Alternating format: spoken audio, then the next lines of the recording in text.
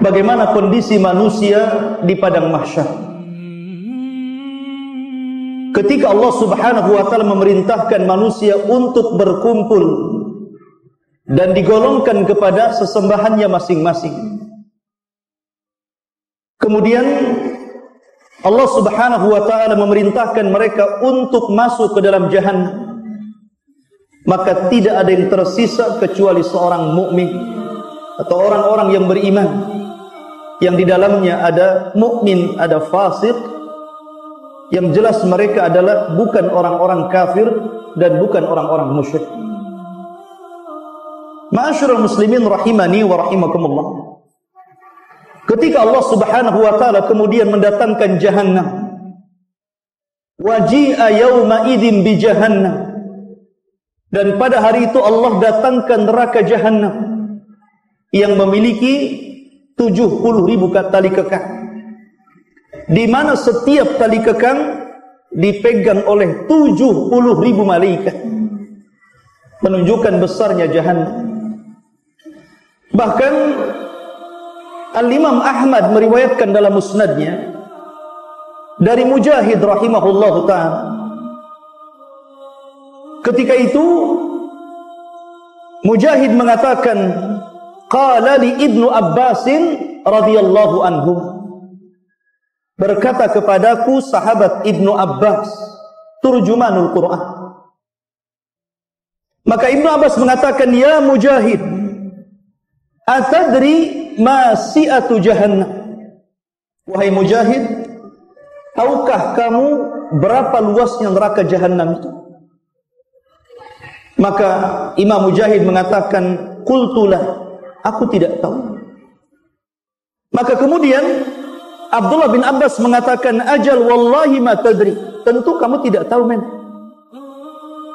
Inna baina sahmati udhuni ahadihim ila atikihim al-wahid min ahlin nar masiratu sab'ina kharifa.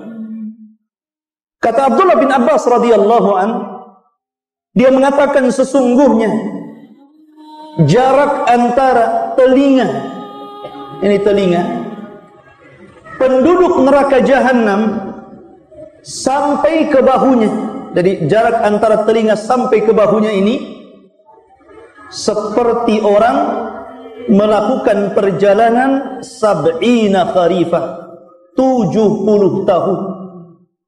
Anda bisa bayangkan, kalau panjang lehernya saja penduduk neraka itu sejauh perjalanan 70 tahun, menunjukkan bahwa orang-orang di neraka itu besar.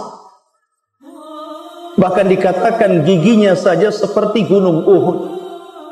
Itu giginya. Ya. Artinya di sini kalau satu orang saja digambarkan begitu besar, sementara penduduk neraka itu sangat banyak dan lebih banyak dibandingkan penduduk surga. Maka Abdullah bin Abbas ingin membayangkan bahwa jahannam itu luas, lebar. Karena orang yang masuk di situ saja bukan sekecil-kecil antum, tapi orangnya besar-besar. Kemudian Ibnu Abbas radhiyallahu anhuma mengatakan, tajri fiha baina sakhmati udhunihi ila atikihi audiyatul qihi waddah. Kemudian akan mengalir di antara telinga dan juga bahunya sebuah lembah yang isinya adalah air nanah dan darah.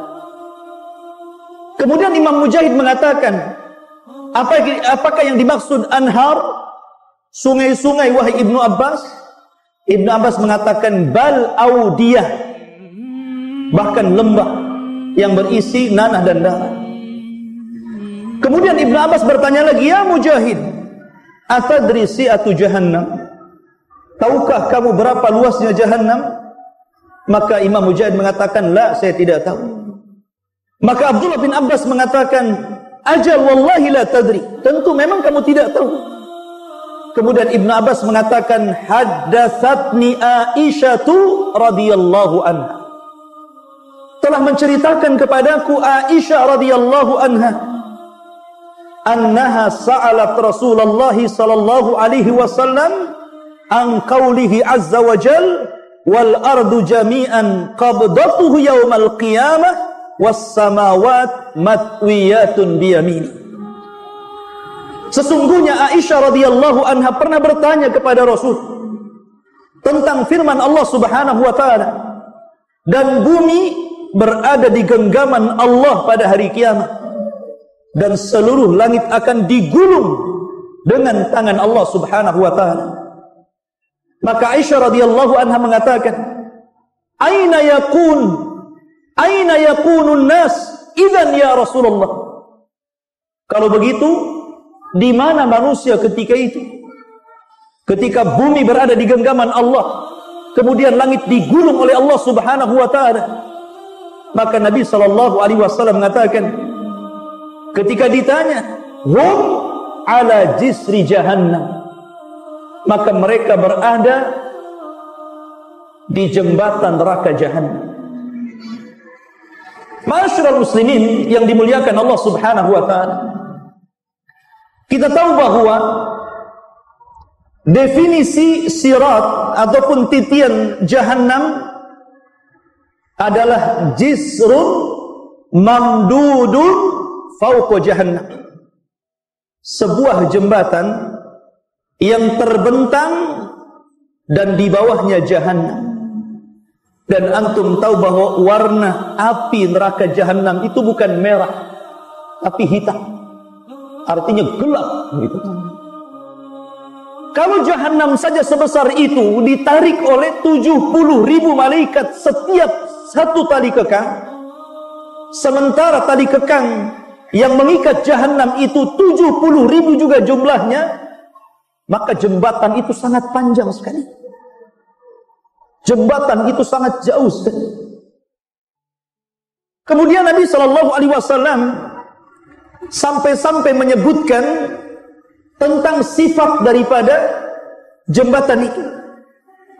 Dalam sebuah riwayat, Nabi sallallahu alaihi wasallam mengatakan,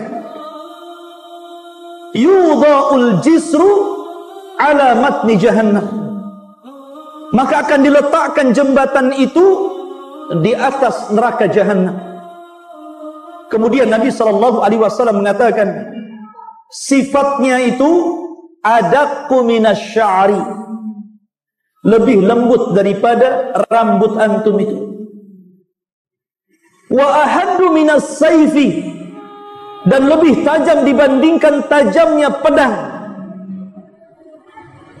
Anda bisa bayangkan sekecil apa itu jembatan yang dibentangkan Allah dari ujung jahannam ke ujung jahannam. Tapi subhanallah, dengan kuasa Allah Subhanahu wa taala, manusia bisa melewati jembatan itu. Allah yang berkuasa melewatkan orang di jembatan itu. Adapun bentuknya Allahu a'lam, karena ini alam gaib. Nabi hanya mensifati bahwa bentuk jembatan itu seperti itu. Jadi halusnya seperti rambut dan tajamnya seperti pedang, bahkan lebih tajam dibandingkan pedang. Ya, Anda saja kalau membentang tali layangan, ya kan, layangan untuk aduan itu kan, kasih kaca itu, bubuk kaca, itu saja kalau seandainya mengenai badan kita, itu sudah terluka, kita sudah tersayat dengan benang itu. Ini di dunia ya, tentu jembatan itu tidak seperti benang itu, tapi lebih daripada itu. Ma'asyiral muslimin rahimani wa rahimakumullah. Dan kita tahu bahwa kita tidak boleh mentakwil perkara ini. Tidak boleh mentakwil bahwa jembatan ini begini dan begitu. Karena Nabi sallallahu alaihi wasallam yang mensifatkan seperti itu. Kita beriman saja. Jangan sampai kita mentakwil bahwa jembatan itu mustahil seperti ini, mustahil seperti itu. Berarti Anda tidak beriman dengan sabda Nabi sallallahu alaihi wasallam. Maka ini dinyatakan oleh seorang alim, Al-Imam As-Safarini, punya kitab namanya Aqidah Safariniyah. Beliau mengatakan dalam kitabnya Imam Safarini ini, wal haqqu anna as-sirat warada bihi al-akhbari sahihati wa huwa mahmulun ala zahirihi bi ghairi ta'wilin. Kata Imam Safarini rahimahullahu ta'ala, maka pendapat yang benar bahwa titian siratal mustaqim sebagaimana yang dijelaskan dalam hadis-hadis yang banyak yang sahih, hendaklah seorang muslim membawa nas itu sebagaimana zahirnya, tidak boleh ditakwil. Kalau Nabi SAW mengatakan bahwa jembatan itu sehalus rambut, Nabi mengatakan setajam pedang, ya sudah, kita tetapkan seperti itu. Itulah tandanya kita beriman kepada nas. Dan subhanallah, kita tidak bisa bayangkan bagaimana orang melewati itu. Al-Imam Al-Bukhari rahimahullahu ta'ala sampai membuat bab dalam sahihnya, babus sirah jisru jahannam, bab yang bicara tentang sirah. Dan sirat adalah jembatan yang terbentang di bawahnya jahannam. Kemudian Al-Hafidh Ibnu Hajar rahimahullahu ta'ala memberikan catatan kepada bab yang diletakkan Imam Bukhari. Beliau mengatakan, qala Imam Ibnu Hajarin, as-siratu jisru jahannam, bahwa sirat itu jembatan yang terbentang di atas neraka jahannam. Ai huwa jisrun mamdudun ala matni jahannam liuburil muslimina 'alaiha ilal jannah. Maksudnya sebuah titian yang terbentang di atas neraka jahannam, dan seluruh kaum muslimin akan melewati titian itu, dan itu satu-satunya jalan menuju surga. Tidak ada jalan kecuali ini. Makanya subhanallah, kata para ulama, ini ibtilaan. Ini ujian bukan hanya kepada orang-orang yang fasik saja, bukan hanya ujian kepada orang-orang munafik saja, tapi ujian ini juga berlaku kepada orang-orang yang beriman. Ujian yang sangat besar, karena harus melintasi titian ini. Jangankan para nabi dan rasul, malaikat sampai berdoa kepada Allah, Rabbi salim salim, Allahumma Rabbi salim salim, ya Rabb, selamatkan orang-orang itu, selamatkan orang-orang itu. Itu malaikat. Bahkan para nabi dan rasul dikatakan dalam hadis yang sahih, wa da'watur rusul yauma idzin Rabbi salim salim. Dan doanya para nabi dan rasul ketika itu hanya mengatakan Allahumma salim salim, ya Allah selamatkan, ya Allah selamatkan umatku. Itu semua doanya para rasul. Makanya ketika itu tidak ada yang bisa menyelamatkan kecuali amal-amal antum. Nabi SAW pernah mengumpulkan seluruh keluarganya di Bukit Safa. Kemudian mengatakan kepada salah satu putrinya Fatimah, dan mengatakan, ya Fatimah binti Muhammadin, salini ma syi'ti min mali, wallahi la ugni anki minallahi syai'ah. Wahai Fatimah, putri Muhammad, mintalah sesukamu dari harta-hartaku, sebab pada hari kiamat demi Allah aku tidak akan mampu menyelamatkan kamu sedikit pun. Kalau Fatimah bintu Rasulullah tidak bisa diselamatkan oleh Nabi SAW, padahal dia sayyidul awwalin wal akhirin, pemilik kunci surga, pemimpin para nabi dan rasul, di tangannya syafaatul uzma, itu Fatimah tidak bisa diselamatkan Rasul. Apalagi Anda. Anda bukan keturunan Nabi, Anda bukan Habib ya. Anda ini ya mungkin Nabi Adam turunan, bukan Nabi Muhammad ya. Akan tetapi ikhwatu fillah, kalau Fatimah saja tidak bisa diselamatkan oleh Nabi SAW, bagaimana kita? Itulah yang ditangisi Aisyah radhiyallahu anha. Ketika suatu ketika Nabi SAW berada di gilirannya, Kemudian Aisyah memandang wajah Rasul yang sudah sepuh dan sudah menua. Tiba-tiba tetesan air matanya mengenai pipi Rasul. Kemudian Nabi SAW bangkit dan duduk dan memandang wajah Aisyah radhiyallahu anha. Ketika itu Rasul mengatakan, "Ya Aisyah, lima tabki?" Wahai Aisyah, kenapa menangis? Walimad dumu, dan apa itu air matamu? Aisyah hanya mengatakan, "Ya Rasulullah, tadzakkartu yaumal qiyamah." Wahai Rasul, aku teringat hari kiamat. Kemudian Nabi SAW mendengarkan apa yang dikatakan Aisyah. Kata Aisyah radhiyallahu anha, "Ya Rasulullah, atadhkuru bi ahlika yaumal qiyamah?" Wahai Rasul, apakah engkau akan ingat aku pada hari kiamat? Maka Nabi SAW mengatakan, "Amma fi thalathati mawatin fala yadhkuru ahadun ahada." Wahai Aisyah, adapun di 3 tempat orang tidak ingat siapapun. Kemudian Rasul menyebutkan salah satunya indas sirat, ketika berada di titian siratal mustaqim. Orang tidak akan ingat siapapun. Disitulah Nabi SAW mengatakan, hatta ya'lamal 'abdu hal yamurra 'ala sirat aw yasquta fi jahannam. Sehingga hamba itu tahu, dan baru tahu dan akan tahu, apakah dia akan berhasil untuk menyeberangi siratal mustaqim, ataukah dia justru terjerembab ke dalam jahannam. Na'udzubillah. Ketika itu orang tidak ingat siapapun. Antum akan sibuk dengan sendiri-sendirinya. Ma'asyiral muslimin yang dimuliakan Allah Subhanahu wa taala. Ketika Allah Subhanahu wa taala mengumpulkan orang awal dan orang akhir, dan betapa banyak manusia yang sudah dikubur sebelum kita, sesudah kita, dan sebelum kita sudah banyak, bahkan ada kuburan yang ditumpuk-tumpuk. Artinya jumlah mereka banyak sekali. Lah jumlah yang banyak itu ikhwatu fiddin akan dikumpulkan di padang mahsyar. Sejak zaman Adam alaihi salatu wassalam sampai kepada umat Muhammad yang terakhir meninggal dunia. Anda bisa bayangkan jumlah mereka banyak sekali. Ketika itu mereka digiring oleh Allah Subhanahu wa taala.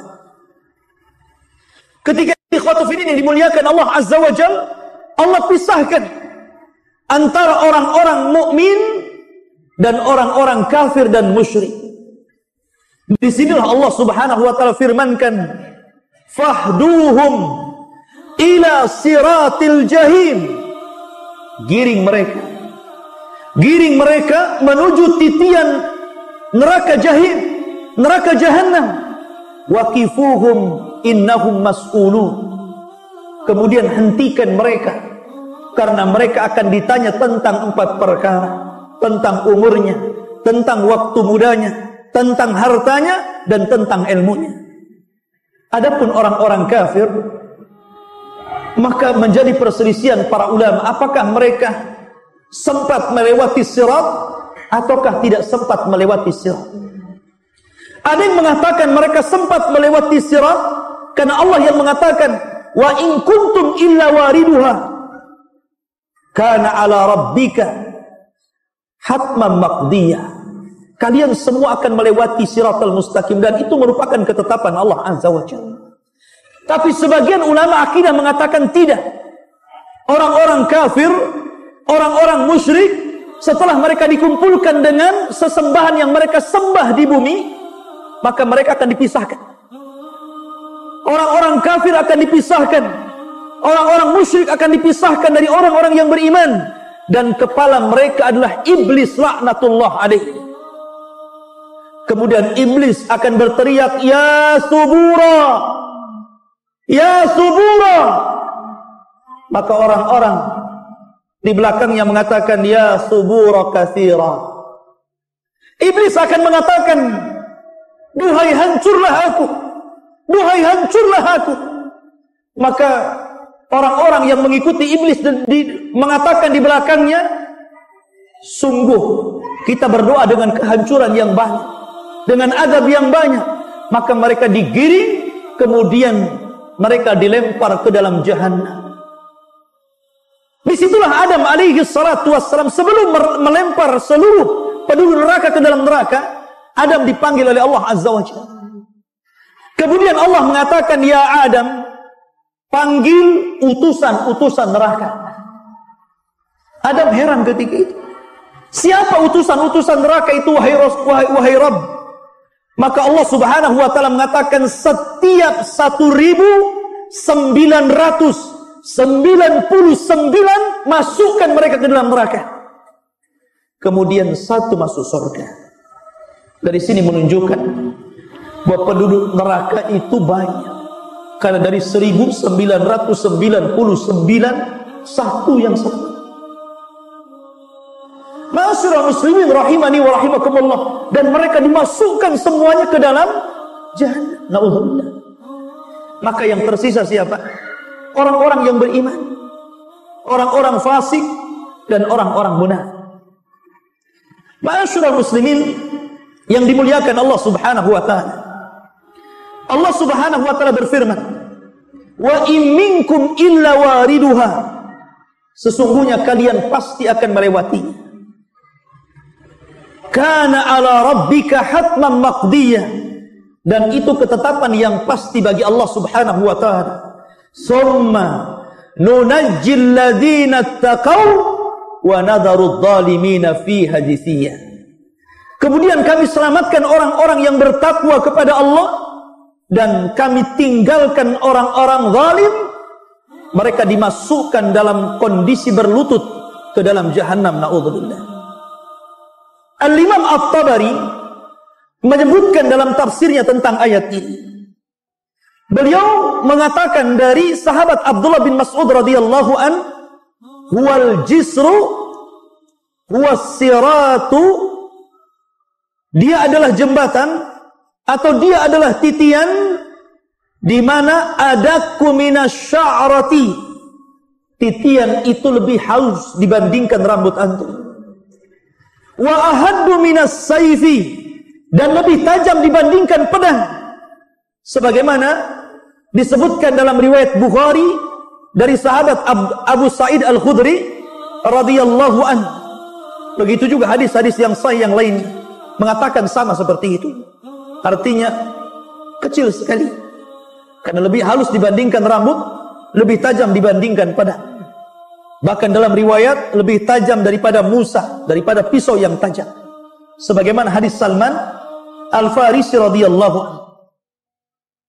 Disebutkan dalam sahih dari Abi Hurairah radhiyallahu anhu dan Abu Sa'id Al-Khudri radhiyallahu anhuma, Nabi mengatakan, perhatikan di sini.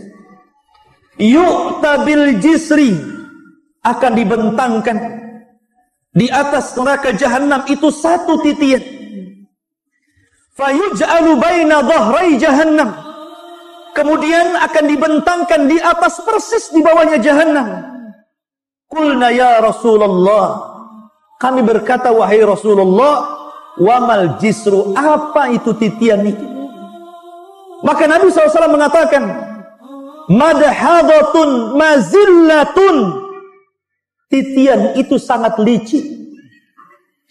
Kalau Anda berjalan tanpa alas kaki, kemudian berjalan di keramik, kemudian antum siram dengan sabun, kemudian antum berjalan agak cepat, kita saja bisa terpeleset itu. Padahal itu lebar tempatnya. Bagaimana kalau ini berupa titian siratal mustaqim, yang kata Nabi SAW licin dan menggelincirkan. Alaihi khatatif wal kalalib,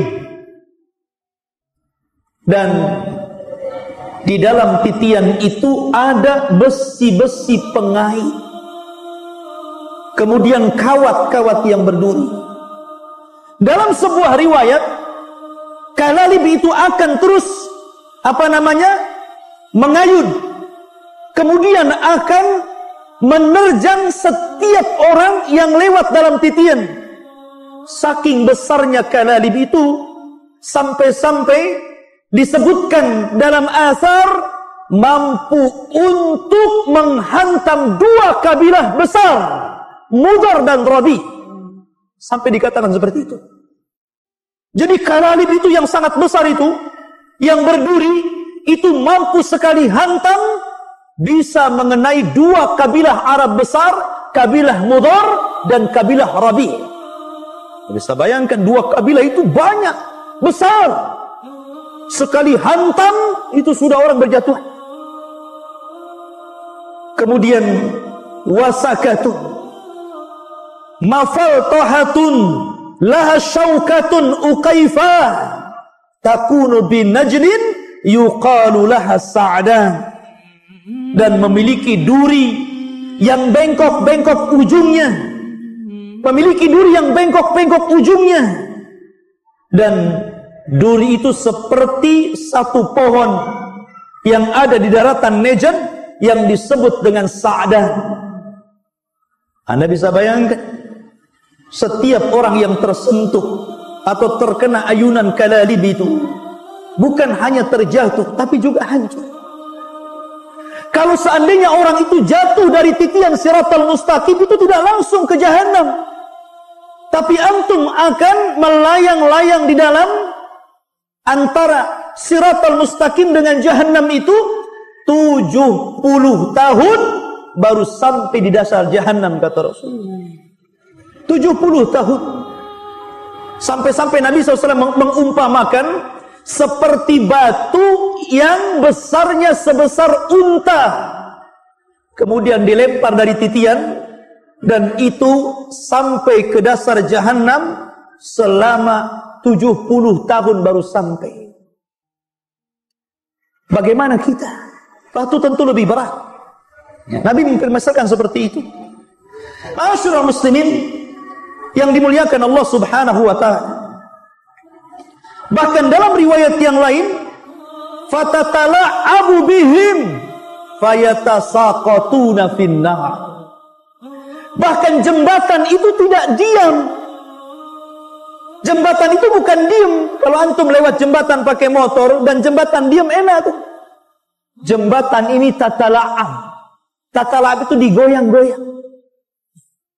Kalau antum lewat jembatan kemudian jembatannya goyang-goyang, antum jatuh. Ya. Jadi jembatan Siratal Mustaqim itu tatala'ab, memain-mainkan orang yang lewat, menggoyang-goyangkan orang yang lewat. Fayatasaqatuna finnar. Ketika itu orang banyak berjatuhan. Kemana? Ke dalam Jahannam. Subhanallah, ikhwatu fiddin yang dimuliakan Allah Subhanahu wa taala. Maka di sini ikhwatu fiddin yang dimuliakan Allah Subhanahu wa taala, ada beberapa riwayat.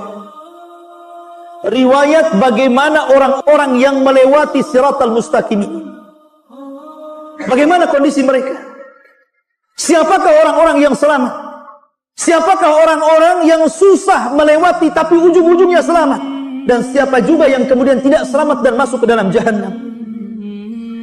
Maka disebutkan ikhwatu fiddin yang dimuliakan Allah Subhanahu wa taala tentang kondisi orang-orang yang melewati titian Siratal Mustaqim. Disebutkan dalam sebuah riwayat, Nabi SAW mengatakan, wali jahannam jisrun, dan Jahannam itu memiliki titian di atas, adzaqu minasy-sya'ar, lebih lembut daripada rambut, wa ahaddu minas sayfi, lebih tajam dibandingkan pedang, alaihil kalalib wa hasakatun, di mana padanya ada besi-besi pengait dan duri-duri yang bengkok. Ya'khuduna man sya'allah, mereka akan mengambil sesuai dengan kehendak Allah. Wan nasu alaih, dan manusia yang melintasi titian Siratal Mustaqim itu katarafi, ada yang seperti kedipan mata, tahu-tahu melesat sudah sampai di ujung. Subhanallah. Tentu mereka para nabi dan rasul. Kemudian kalbarki, seperti kilat melesat. Ya.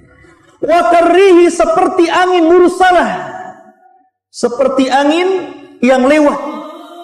Wa ka'ajawidil khayli, dan seperti orang yang menunggang kuda yang baik, dia tunggang dengan sekencang-kencangnya. Kemudian warukab, dan orang yang mengendarai kendaraan tetapi lambat. Kemudian dalam riwayat, dan orang-orang yang mereka kadang berhenti, kadang jatuh, kemudian bangun lagi, berjalan, jatuh lagi. Dalam riwayat ada yang merangkak, dan itu orang yang terakhir diselamatkan. Makanya dalam riwayat fanajin musallamun, ada orang yang diselamatkan dengan baik, mereka tidak ada apa-apa, langsung berada di ujung siratal mustaqim. Wa makhdushun musallamun, ada yang sudah habis badannya, tercabik-cabik dengan besi-besi yang kail-kail dan besi-besi yang berduri itu, tapi Allah selamatkan juga. Tetapi ada yang mukawwarun finnar ala wajhi, tapi ada yang digulung kemudian dilempar ke dalam neraka. Perhatikan di sini ikhwatu fiddin. Berarti ada beberapa orang yang disesuaikan bagaimana mereka diselamatkan Allah Subhanahu wa taala. Pertama, orang yang melewati seperti kejapan mata, tahu-tahu sudah sampai. Ada orang yang seperti kilat, ada orang yang seperti angin, ada orang yang seperti penunggang kuda yang cepat, ada orang seperti pengendara yang lambat, ada orang yang berjalan, ada orang yang terseret-seret, dan ada orang yang dijatuhkan dan tidak sempat sampai di ujung siratal mustaqim. Siapakah yang menyelamatkan ini? Yang menyelamatkan ini amal kita. Karena ketika orang itu melalui titian siratal mustaqim itu ala qadri a'malina, sesuai dengan amal kita. Makanya kenapa ketika mereka dibariskan oleh Allah Subhanahu wa taala, di depannya titian siratal mustaqim, digelapkan seluruh padang mahsyar. Setelah itu Allah berikan setiap orang cahaya. Setiap orang cahaya. Orang yang beriman diberikan cahaya. Orang yang fasik diberikan cahaya. Orang yang munafik juga diberikan cahaya. Tapi ketika mereka menyeberang, tiba-tiba orang munafik dipadamkan cahayanya.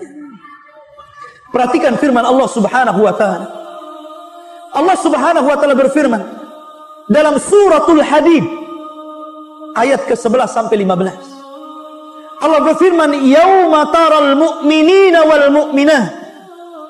Pada hari engkau melihat orang-orang yang beriman laki-laki dan orang-orang yang beriman perempuan. Yas'a nuruhum baina aydihim wa bi aymanihim. Allah pancarkan cahaya mereka di depan mereka dan sebelah kanan mereka. Busyrakumul yaum jannatin tajri min tahtihal anhar khalidina fiha dzalika huwal fawzul adzim. Itu kabar gembira untuk kalian, karena kalian akan mendapatkan surga yang mengalir di bawahnya sungai-sungai yang indah. Kalian akan kekal di dalamnya, dan itu kesuksesan yang sangat besar. Perhatikan ayat selanjutnya. Allah mengatakan, yauma yaqulul munafiqun wal munafiqat lilladzina amanu dzuruna naqtabis min nurikum. Dan pada hari ketika orang-orang munafik laki-laki dan orang-orang munafik perempuan berkata kepada orang-orang yang beriman yang lewat di samping, "Unduruna, tunggu kami. Naqtabis min nurikum, kami mau ikut dengan cahayamu." Qila, maka dikatakan, "Irji'u wara'akum faltamisu nuran." Kata orang-orang yang beriman, lebih baik kalian kembali cari cahaya kalian. Faduriba bainahum, maka akan dibentangkan di hadapan mereka, bisurin lahu babun batinuhu fihi rahmah wa zahiruhu min kibalihal adzab. Maka akan dibentangkan satu dinding, di baliknya rahmat dan di depannya adab Allah Subhanahu wa taala. Yunadunahum, maka akan memanggil-manggil mereka. Jadi orang-orang munafik itu akan memanggil orang-orang yang beriman. Alam nakun ma'akum, bukankah kita bersahabat ketika di dunia? Bukankah kita kawan ketika di dunia? Bukankah kita bersama-sama ketika di dunia? Qalu, orang-orang yang beriman mengatakan, bala, ya, walakinnakum, akan tetapi kalian fatantum anfusakum, kalian telah mencelakakan diri kalian. Wa tarabbastum, dan kalian menunggu-nunggu kehancuran kami. Wartabtum wa gharratkumul amani, dan kalian ragu dan kalian ditipu dengan angan-angan.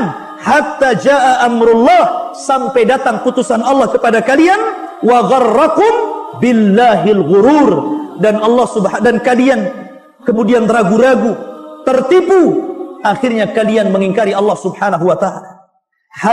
Fal yauma la yu'khad, maka pada hari yang tidak mungkin diambil minkum dari kalian fidyatun, tebusan, wala minal ladzina kafaru, begitu juga tebusan dari orang-orang kafir lainnya. Ma'wakumun nar, tempat kalian neraka. Hiya maulakum, itulah tempat berlindung kalian. Wa bi'sal masir, dan itu sejelek-jelek tempat kembali kalian.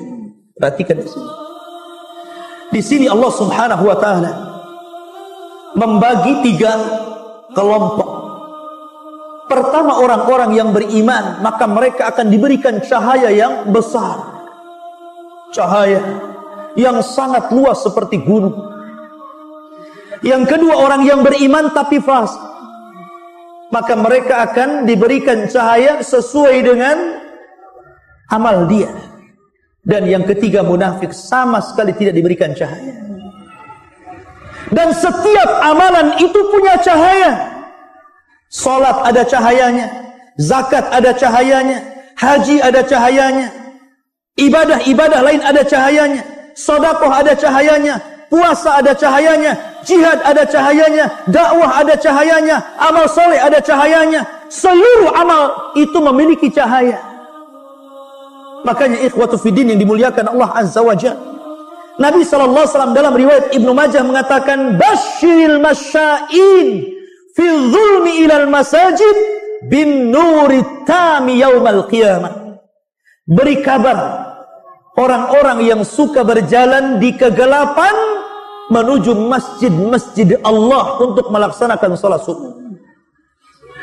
Mereka akan diberikan cahaya yang sempurna pada hari kiamat.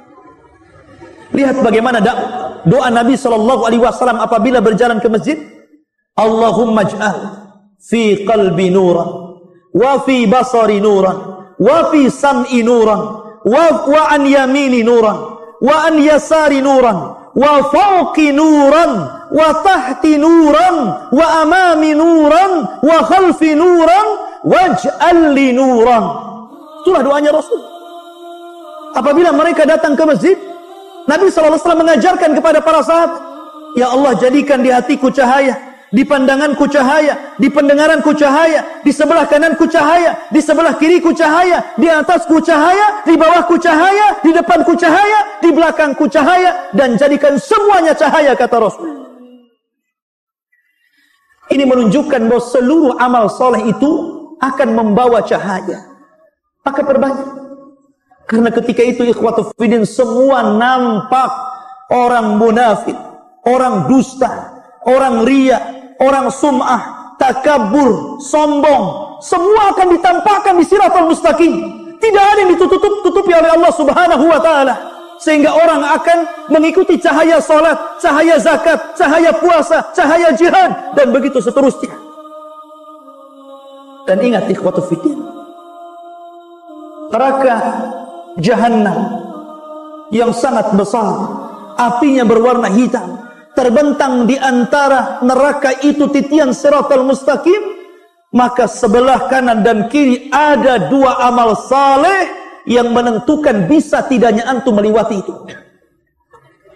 Dalam sebuah riwayat, Nabi SAW akan menegakkan amanah dan silaturrahim. Maka orang-orang yang senantiasa menyambung silaturrahim dipastikan dia bisa melewati titian siratal mustaqim.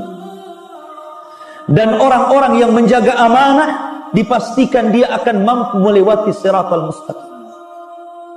Tapi orang-orang yang memutus silaturrahim, dan yang paling besar dari memutus silaturrahim adalah uququl walidain. Anda durhaka dengan orang tua. Itu paling besar orang memutus silaturrahim. maka anak-anak yang durhaka kepada orang tua dipastikan tidak akan mampu melewati siratal mustaqim. Kemudian setelah itu para kerabat, ataupun orang-orang yang idha'atul amanah, melalaikan amanah. Sampai kepada amanah orang menitipkan ucapan. Terkadang orang tidak amanah. Afwan akhi, anak akan cerita sama antum, tapi jangan ngomong sama siapa-siapa ya. Iya, katanya. Ternyata apa? Ngomong sama kawannya. Afwan akhi, anak sih dititipi jangan ngomong sama siapa-siapa, tapi sama antum saja. Tapi jangan ngomong sama siapa-siapa ya. Orang yang ketiga ngomong gitu juga sama yang keempat. Jangan cerita sama siapa-siapa ya. Akhirnya satu kampung tahu semua. Semua ngomong jangan cerita sama siapa-siapa. Coba, di zaman sekarang sampai amanah nitip omongan saja orang tidak bisa jaga. Itu yang paling kecil, yang paling mudah. Apalagi amanah yang lain. Ya. Amanah penglihatan. Allah takdirkan mungkin antum melihat saudara antum ada aib. Harusnya antum tutup. Man satara musliman satarahullahu yaumal qiyamah. Barang siapa yang menutup aib seorang muslim, Allah akan tutup aib antum pada hari kiamat. Tapi betapa banyak orang yang tidak amanah dengan mata. Dia cerita sama kawannya, Masya Allah, anak tadi tidak sadar melihat si anu begini-begini. Diomongkan sama kawannya. Akhirnya orang ini juga ngomong, tadi si anu melihat si anu begini. Ini amanah yang sering terjadi di masyarakat. Gimana amanah yang lebih besar daripada itu? Kalau amanah kecil saja kita tidak bisa amanah. Tidak bisa menjaga ucapan orang. Tidak bisa menjaga pandangan atau pendengaran kita kepada orang. Kita di rumah, tetangga lagi bertengkar, ngomong begini gitu kan, kedengaran. Ketika ada tamu ke rumah antum, antum cerita pula tetangga antum. Semalam anak nggak bisa tidur, akhi. Kenapa? Tetangga sebelah macam-macam. Ngomong begini. Subhanallah. Telinga ini ada amanah, nggak perlu antum ceritakan sama orang. Ini amanah badan saja kita tidak bisa menjaganya. Amanah penglihatan, amanah ucapan, amanah gimana amanah yang lebih besar daripada itu? Sementara syarat al-ubur ala siratil mustaqim, Anda bisa melewati siratal mustaqim bagi orang yang menjaga amanah. Karena amanah akan diletakkan di samping sini, kemudian silaturahim diletakkan di sini, dan antum akan lewat di situ. Kalau antum suka memutus silaturahim, ada kesempatan nih. Karena terkadang antum seorang musafir jauh dari Jawa, dari Padang, dari Medan, dari macam-macam tempat antum datang ke Batam. Kemudian mengadu nasib, cari pekerjaan di sini. Allah Subhanahu wa taala mudahkan dengan ini, ikhwan. Antum bisa tanya kabar orang tua antum. Bisa telepon lama-lama. Kalau antum bisa menelpon orang kawan antum 1 jam, 2 jam, kenapa tidak bisa silaturahim dengan keluarga? Terkadang alasannya sibuk, ada telepon dari kampung sibuk gitu kan. Silaturahim. Barang siapa yang memutus silaturahim, Allah akan putus hubungan antum dengan Allah. Ma'asyiral muslimin yang dimuliakan Allah Subhanahu wa taala. Maka ketika itu ikhwatu fiddin yang dimuliakan Allah Subhanahu wa taala, ketika orang-orang itu sudah melewati siratal mustaqim, secara garis besar tadi saya katakan ada orang yang selamat tanpa ada apapun. Para nabi, para rasul, orang-orang siddiqin, orang-orang saleh, orang yang bertakwa, mereka akan berjalan tanpa apapun. Ada orang-orang yang keimanan mereka dicampurkan dengan dosa besar, maka dipastikan mereka akan kesulitan. Mereka akan jatuh bangun, kemudian dihantam kepalanya, kemudian hancur kepalanya, dihantam kulitnya, robek kulitnya, dan antum akan bertahan di situ. Sementara melewati siratal mustaqim itu bukan sehari 2 hari. Jembatannya saja sebentang jahanam. Berarti antum akan lama itu sampai di ujung siratal mustaqim. Ada yang diseret, ikhwan, terseret sampai akhirnya kemudian dia tidak sanggup, kemudian jatuh. Maka ketika itu ikhwatu fiddin, orang-orang yang jatuh ini dipastikan akan dikumpulkan bersama orang-orang yang sejenis dalam neraka. Disitulah mereka akan saling menyalahkan. Ketika orang-orang sudah masuk ke dalam neraka yang berjatuhan itu, maka syaitan akan muncul kemudian berdiri di mimbar neraka. Setan akan ceramah. Sampai-sampai kata Hasan Al-Basri rahimahullahu ta'ala, "Idza kana yaumul qiyamah qama iblis khatiban ala mimbarin minan nar." Dan apabila datang hari kiamat, maka iblis akan berdiri di mimbar neraka berceramah. Dan isi ceramahnya, "Innallaha wa'adakum wa'dal haq wa wa'adtukum fa akhlaftukum." Allah telah berjanji kepada kalian dan janji Allah benar. Aku juga sudah berjanji kepada kalian, tapi kuingkari janjiku kepada kalian. Makanya Allah mengatakan dalam surah Ibrahim ayat 22 sampai 23, qala syaitan, berkata syaitan, lamma qudiyal amru, ketika keputusan sudah diputuskan Allah, kemudian syaitan atau iblis akan berceramah, innallaha wa'adakum wa'dal haq, Allah telah menjanjikan kepada kalian dengan janji yang benar. Wa wa'adtukum fa akhlaftukum, aku juga sudah berjanji kepada kalian, tapi kuingkari janjiku. Wa ma kana li 'alaikum min sultan illa an da'awtukum fastajabtum li. Dan aku tidak memiliki kekuasaan, memiliki kekuatan, kecuali aku berusaha mengajak kalian, kemudian kalian ikut aku. Fala talumuni walumu anfusakum, sekarang jangan kau cela diriku, celalah diri kalian. Kata iblis, ma ana bimusrikhikum wa ma antum bimusrikhi, aku tidak mungkin bisa menolong kalian, sebagaimana kalian tidak mungkin juga menolong aku. Maka iblis mengatakan, inni kafartu bima asyraktumuni min qablu innadz zalimina lahum adzabun alim. Sesungguhnya saya mengingkari apa yang telah kalian sekutukan kepadaku sebelumnya, karena orang-orang zalim dipastikan mendapatkan adab yang pedih. Lihat ya, semua akan mengingkari. Orang-orang yang menganggap bahwa ini sesembahan yang hak akan mengingkari sesembahan itu. Semua akan mengingkari dan saling menyalahkan. Ma'asyiral muslimin rahimani wa rahimakumullah, itu nasib orang yang masuk ke dalam jahannam. Karena orang-orang yang masuk ke dalam jahannam, ikhwatu fiddin, digiring oleh Allah Subhanahu wa taala, itu bukan hanya sekedar digiring, tetapi juga diikat oleh rantai, sebagaimana firman Allah Azza wa Jalla. Diikat oleh rantai, diikat lehernya, diikat kakinya, diikat tangannya, kemudian dipaksa dan digiring sampai akhirnya mereka dimasukkan ke dalam jahannam. Dihinakan mereka itu. Bukan mudah, dihinakan. Tidak ada yang dimuliakan sama sekali. Ketika mereka masuk ke dalam neraka, subhanallah, pembahasannya sangat panjang tentang pedihnya adab neraka. Tapi yang jelas bahwa kita akan bercerita kembali soal titian siratal mustaqim. Ketika orang-orang yang Allah selamatkan sampai orang yang terakhir, disebutkan siapa orang yang terakhir yang diselamatkan Allah Subhanahu wa taala. Dari Abdullah bin Mas'ud radhiyallahu anhu, hadis ini dikeluarkan Imam Muslim. Ini orang yang terakhir, dan jangan jadi orang yang terakhir.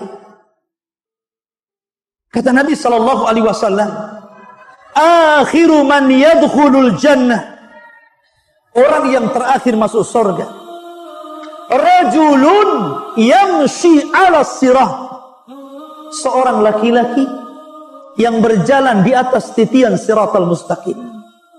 Fahuwa yamshi marratan wa yakbu marratan wa tasfa'uhu nara marratan fa idza jawazaha iltafat ilaiha. Orang yang terakhir, kata Rasul, orang yang berjalan sekali-kali kemudian tersungkur sekali-kali, kemudian tersambar neraka sekali-kali. Dan apabila mereka sudah melewati, maka dia akan melihat ke belakang bagaimana ngerinya neraka. Dan dia pun mengatakan, Tabarakalladzi najjani mink. Tabarakalladzi najjani mink. Dia mengatakan saking bahagianya, dia mengatakan, sungguh maha suci Zat yang telah menyelamatkan aku darimu, wahai neraka. Laqad a'tanillahu syai'an ma a'tahu ahadan minal awwalina wal akhirin. Demi Allah, sungguh Allah telah memberikan kepadaku sesuatu yang tidak Allah berikan kepada siapapun, mulai dari orang yang awal sampai orang yang akhir. Saking bersyukurnya, sampai dia mengatakan seperti itu, seolah-olah dia yang pertama selamat, padahal dia yang terakhir. Adapun orang yang pertama, orang-orang yang selamat, maka disebutkan dalam hadis Thauban, Maula Nabi sallallahu alaihi wasallam qala, inna hadran min ahbaril yahud sa'ala Nabi sallallahu alaihi wasallam iddatal as'ilah. Ada seorang pendeta atau padri dari padri-padri Yahud berjumpa dan bertanya tentang beberapa masalah di hadapan Rasul. Kemudian dia mengatakan, aina yakunun nas yauma tubaddalul ard ghairal ard. Wahai Muhammad, di mana manusia ketika Allah ganti bumi yang kita pijak dengan bumi yang lain yang belum pernah kita pijak? Maka Nabi SAW mengatakan, hum fi dzulmati dunal jisr. Maka mereka berada di kegelapan sebelum mereka berada di tiang.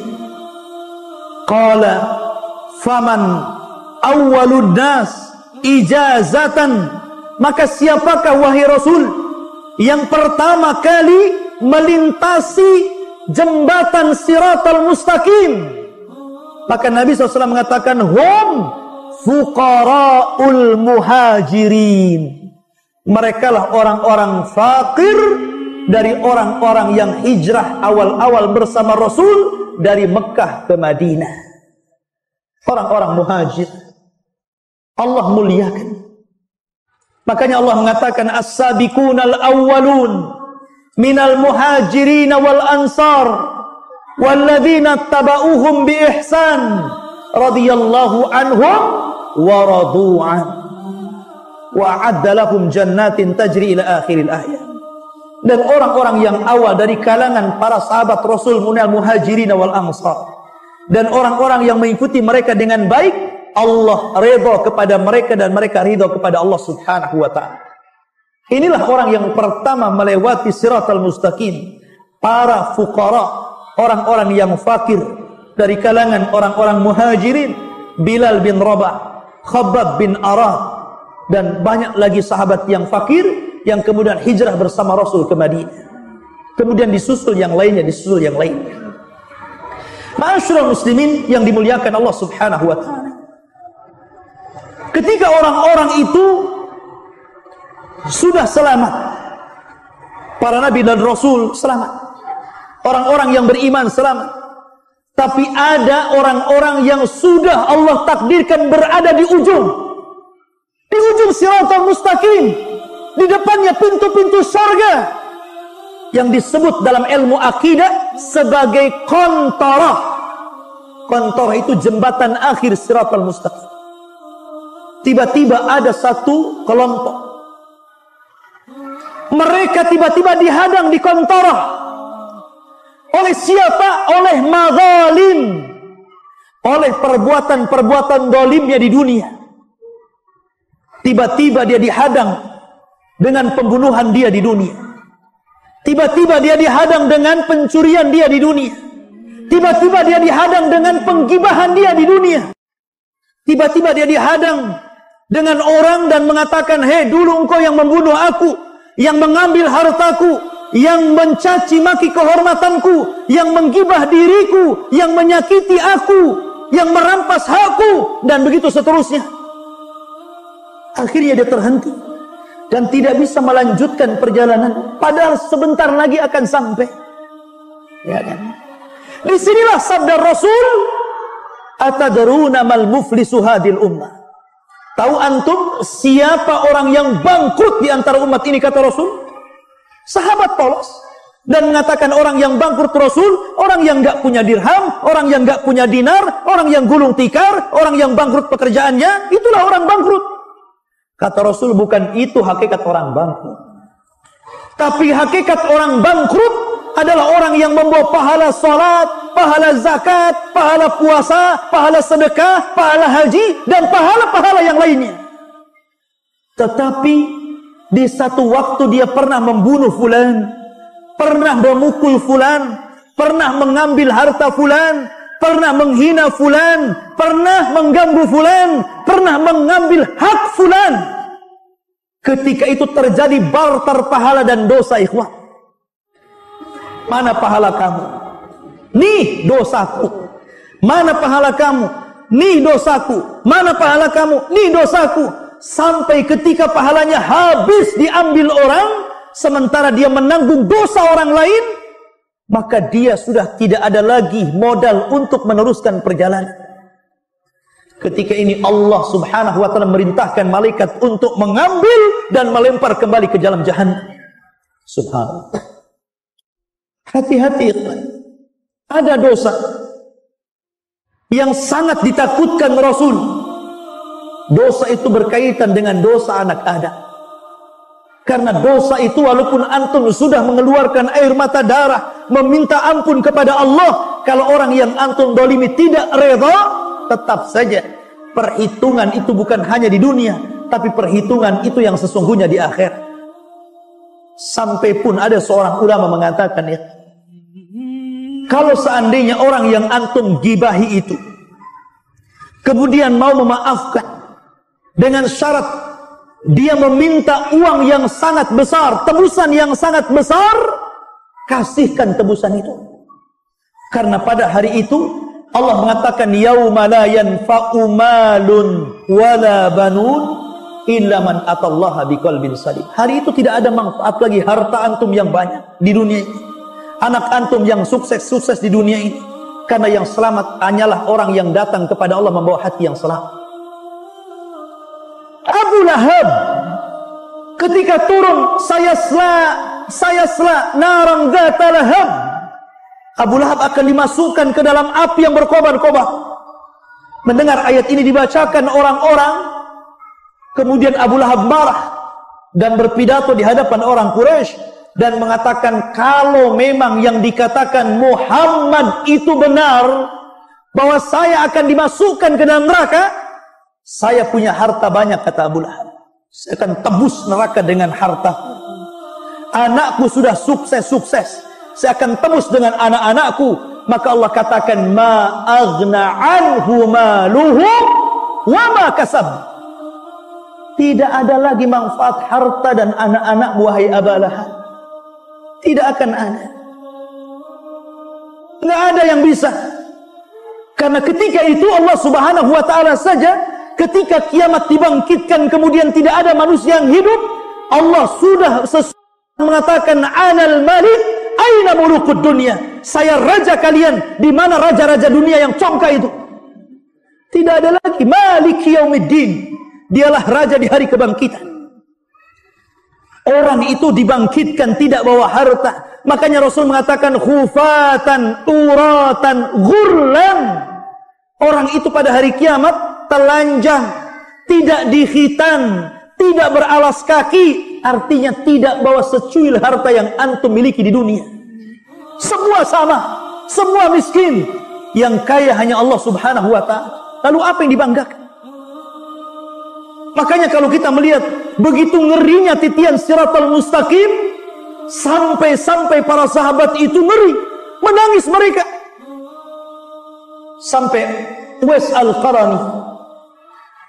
Al-Qarani, seorang kibarut tabi'in, walaupun dia hidup di zaman Rasul tapi tidak berjumpa dengan Rasul, maka disebut kibarut tabi'in. Ada yang mengatakan muhadram, apabila dia melewati pandai besi, Kita tahu bahwa pandai besi itu kalau sedang membuat senjata, maka akan ditiup-tiupkan itu apinya, dan akan terdengar uapnya, suara tiupan itu.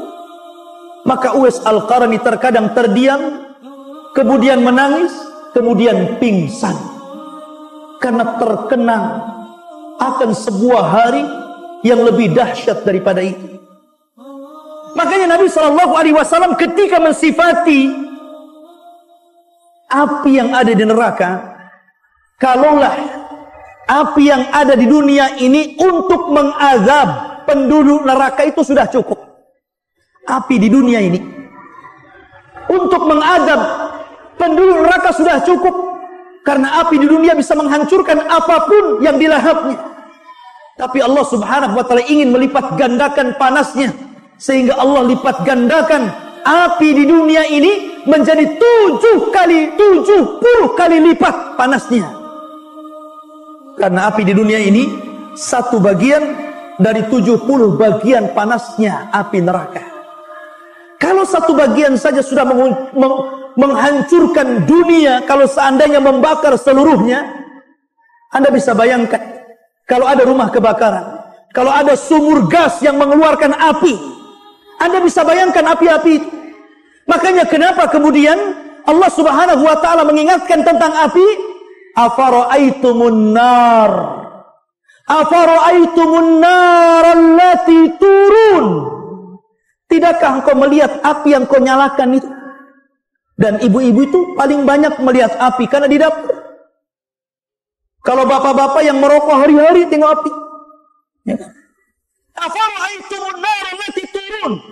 Tidakkah engkau lihat api di dunia yang sering kau lihat itu? Maka Allah mengatakan, A'antum ansya'tum syajarataha am nahnul munsyi'un? Apakah kalian yang menyalakannya atau kami yang menyalakannya? Nahnu ja'alnaha tazkiratan. Kami jadikan api dunia ini sebagai tazkirah, sebagai pengingat akan api yang lebih besar dibandingkan api ini. Harusnya itu. Makanya ketika Nabi SAW melihat ada rebusan kambing kemudian menyala di bawah api dan asapnya mengepul ke atas, tiba-tiba Nabi SAW menangis. Kenapa?